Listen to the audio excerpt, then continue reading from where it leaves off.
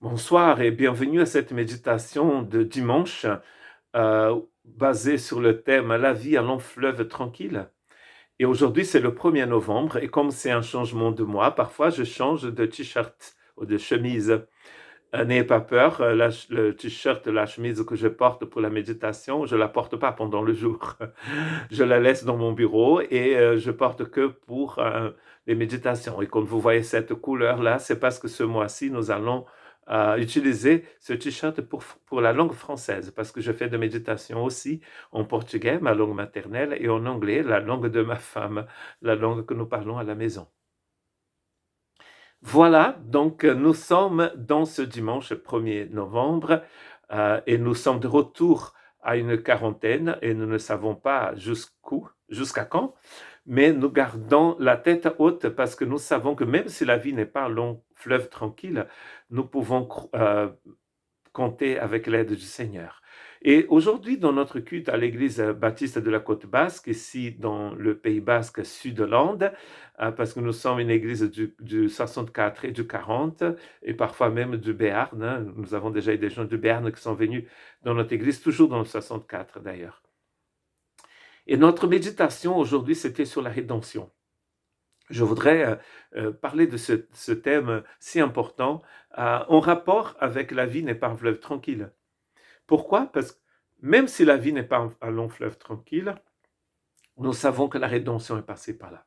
La rédemption dans le monde hébraïque est tellement important qu'en hébreu, vous pouvez trouver 3 mots différents qui parlent de cela. Et un mot a une connotation juridique. Et un autre mot nous parle de quelque chose qui nous appartenait et dont nous avons perdu la propriété, l'usage, et nous pouvons donc par un prix avoir à nouveau, posséder à nouveau cette chose. On peut racheter un homme, une femme, un esclave, une maison, un champ, des bêtes, n'importe, une propriété, n'importe quoi.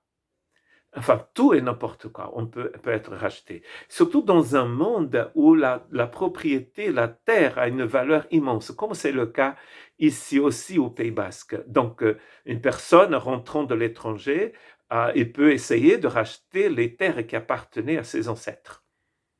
Pourquoi? Parce que pour eux, ici au Pays Basque, même la maison a une importance très grande. Et dans le Nouveau Testament, nous allons aussi trouver cette idée de rachat, de rédemption, toujours par un prix. Paul, quand il écrit aux Romains et quand il écrit tout court, il nous parle de 5 choses qui sont très importantes dans l'œuvre du salut. La rédemption, la propitiation, la justification, l'adoption et la sanctification. Et dans ces 5 choses, nous trouvons bien sûr la rédemption et la propitiation. Dieu devient en lui-même, il devient favorable à l'être humain. Et donc, la rédemption, elle intervient parce qu'à un moment, quoique la rédemption est éternelle dans les Écritures, à un moment dans notre histoire, il y a ce que nous appelons en théologie la chute. Vous voyez que cet objet, c'est le couvercle d'une boîte de thé vert d'Afrique du Sud, qu'on m'a offert en cadeau d'anniversaire. Elle tombe.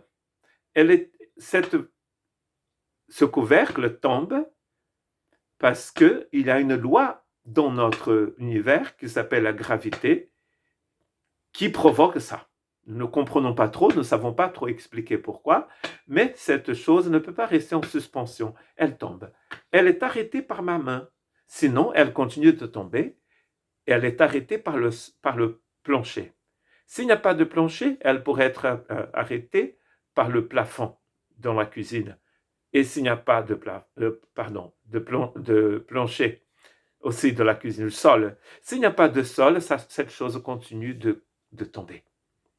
Comme la lune tourne autour de la Terre, par la même force, la Terre autour de l'étoile, l'étoile autour du centre de la galaxie, et on croit aussi que les galaxies sont en train de courir vers quelque chose qu'on ne sait pas ce que c'est. Tout est en mouvement dans l'univers. Un jour, nous avons vécu une chute, c'est-à-dire que nous sommes tombés de la position que nous avions dans l'économie divine. Il avait d'ailleurs un arbre de vie qui était là et nous avons perdu l'accès à cet arbre de vie à cause de cette chute provoquée par quelque chose qu'on n'aime pas trop, mais qui s'appelle dans la Bible péché. En grec, le mot péché, un des mots utilisés pour péché, vient du mot qui veut dire rater la cible. Et vous savez que si votre cible est ici, et si vous partez un tout petit peu éloigné de la cible, plus vous avancez dans le temps de l'espace, plus vous vous éloignez de la cible. Mais c'est pareil avec la chute et avec le péché. Cette chose, c'est peut-être vous, c'est moi, et nous sommes tombés. La rédemption, c'est ça. C'est Dieu qui vient pour nous chercher, qui vient pour nous racheter. Et il y a un prix. Donc il verse son sang, il est cloué à une croix romaine, il a 2000 ans, et dans sa propre justice, il verse son sang et il vient nous chercher. Écoutons ce qu'il dit Apocalypse chapitre 22, verset 1 au verset 5. Puis il me montra le fleuve de vie, de la vie, limpide comme du cristal qui sortait du trône de Dieu et du trône de l'agneau. Au milieu de la place de la ville et entre les deux bras du fleuve se trouvait l'arbre de vie qui produit 12 récoltes. Il donne son fruit chaque mois et ses feuilles servent à la guérison des nations. Il n'y aura plus de malédiction. Le trône de Dieu et le trône de l'agneau sera dans la ville. Ses serviteurs lui rendront un culte.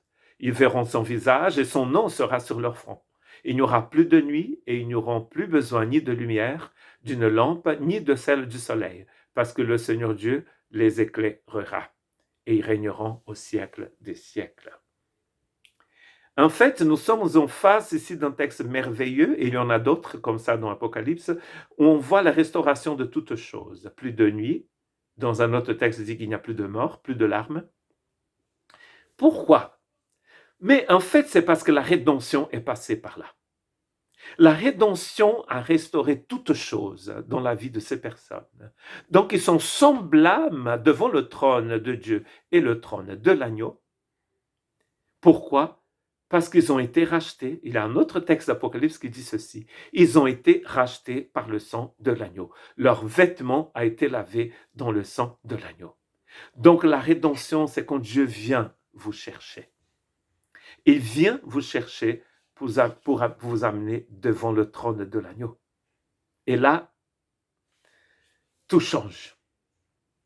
Mais il y a peut-être dans votre vie des choses qui ont besoin d'être rachetées encore. Je vous encourage à demander au Saint-Esprit de vous montrer ces choses-là. Peut-être une relation brisée avec un membre de la famille.